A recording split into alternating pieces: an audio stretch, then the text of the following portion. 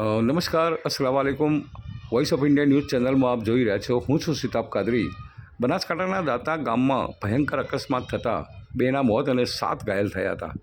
દાંતા પાસે આજે ભયંકર અકસ્માત સર્જાયો હતો. મળતી માહિતી મુજબ એક કાર ચાલકે સ્ટીરિંગ પરનો કાબુ ગુમાવતા કાર સીધી દુકાનમાં ઘૂસી ગઈ હતી અને આ અકસ્માતમાં ગાડીમાં બેસેલ એક વ્યક્તિનું ઘટના સ્થળે જ મોત થયું હતું સામે આવ્યું હતું. જ્યારે કુલ 7 લોકો ઇજાગ્રસ્ત બન્યા હતા, જેમાં એક વ્યક્તિની પાલનપુર ખાનગી હોસ્પિટલમાં ખસેડવામાં આવ્યો હતો.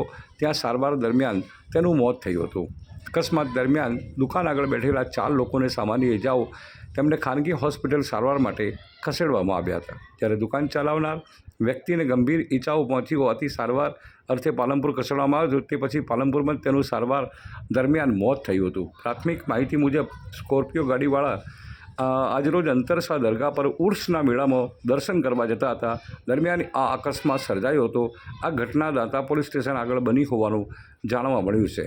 અકસ્માત બાદ ઘટના સ્થળે લોકોના ટોળા એકત્ર થઈ ગયા હતા.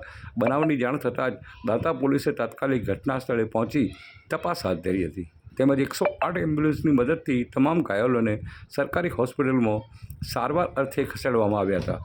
ઘટના એટલી ગંભીર હતી કે ગાડી આખી એક દુકાનના અંદર ઘૂસી જતા થોડી વાર માટે તો લોકો એમ સમજી ગયા હતા કે બહુ મોટો ભયંકર અકસ્માત થયો છે. પણ સદનસીબે જે રીતની જે ગાડી જે રીતનો અકસ્માત થયો છે એ પ્રમાણેની ઘટના બહુ સારી ઓછી થઈ હતી.